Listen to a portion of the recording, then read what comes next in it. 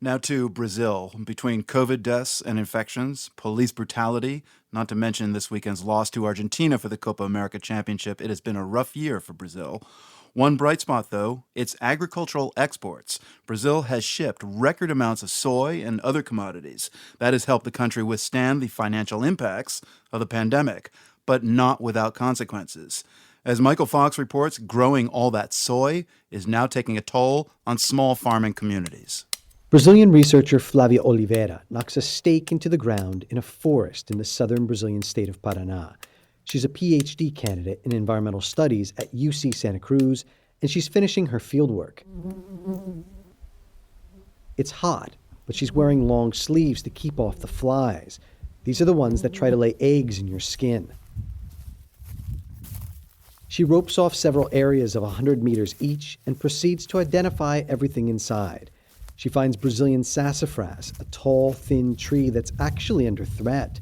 Araucarias, with their strange, upturned branches, hover over everything, like a transplant from some prehistoric era. Eu tenho que fazer uma análise qualitativa da área, né? Então eu tenho que procurar. I have to do a qualitative analysis of the area, says Oliveira. And there are many things I'm looking for. If there is animal poop, how much? If there are invasive plants, or what are the other types of trees and shrubs, and which are dominating, she says. For several years, she's been studying the health of forests inside traditional communities known as faxinal. Some of them have been around for more than 100 years. They're found only in the countryside of the Brazilian state of Paraná. The residents often harvest piñón nuts, or mate, the South American tea. They also raise pigs. But the most defining feature of the faxinal communities is that they let their farm animals roam free on their communal lands. While Oliveira works, a horse and several pigs meander by. It's easy to miss them, they're so quiet. Researcher Oliveira says the faxinal are a fascinating example of sustainable land use because they have intentionally preserved their forests as a feeding ground for their pigs and other animals. So the system has been an ally for forest conservation in the region because the pigs need the forest, so the faxinal needs the forest standing. Mas os viu criações? Não, sim, mas o dela, né? Deles, da família Só deles. da família dele. On the other side of the community, resident Tarcísio Maestris talks softly on the front porch of his wooden cabin, his wife beside him. He's a young leader of this faxinal community known as Marcondes. Most of the families in Marcondes have been here since their ancestors emigrated from the Ukraine a century ago. But there's a problem. Soy, he says, is breaking their community apart. A maior ameaça hoje é a invasão da monocultura de soja. Our greatest threat today is the invasion of the monoculture of soy, says Maestris. People don't see our land as a territory and are instead privatizing the areas that were collective and negotiating to put in soy. It's ending our way of life. Maestris says the size of their communal land has shrunk to a sixth of what it once was. That's in part because of soy. Brazil outpaced the United States last year to become the largest soy-producing country in the world. Record exports are again expected this year. The country is looking to produce nearly 5 billion bushels. Décio Teixeira is the head of the Soy Producers Association in the nearby state of Rio Grande do Sul. He says he's been farming soy for 5 decades, and that the bean has been a huge catalyst for rural development around the country. Since the 1970s, he says, Brazil was practically built around soy. The bean is grown up and down the country. When I was reporting last year in the Amazon, I passed endless fields of soy along the highways outside the port city of Santarém.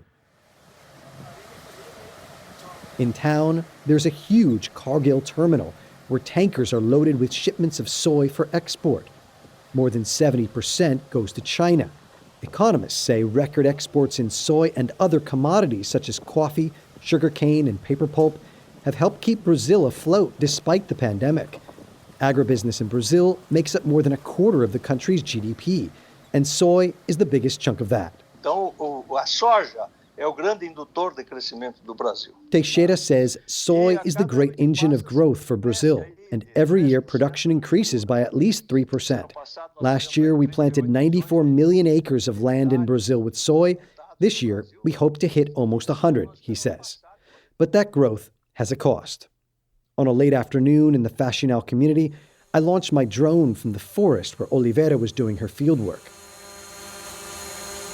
From above, looking west, 2 dirt roads wind through the forest. They're dotted by small ponds and clusters of houses.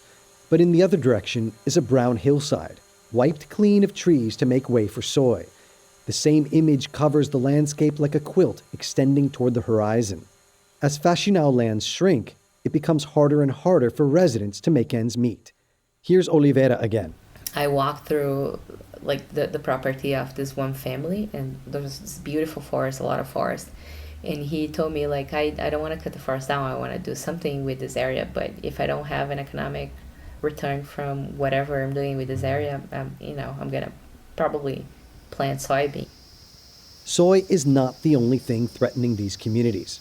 Land grabbers and logging companies have long battled with small farmers over their resources. And there's the challenge of changing times. Families age, kids move on, properties are sold.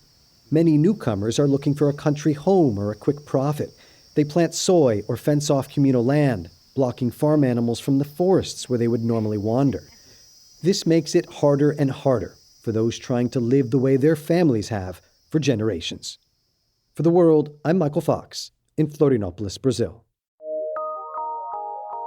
From PRX.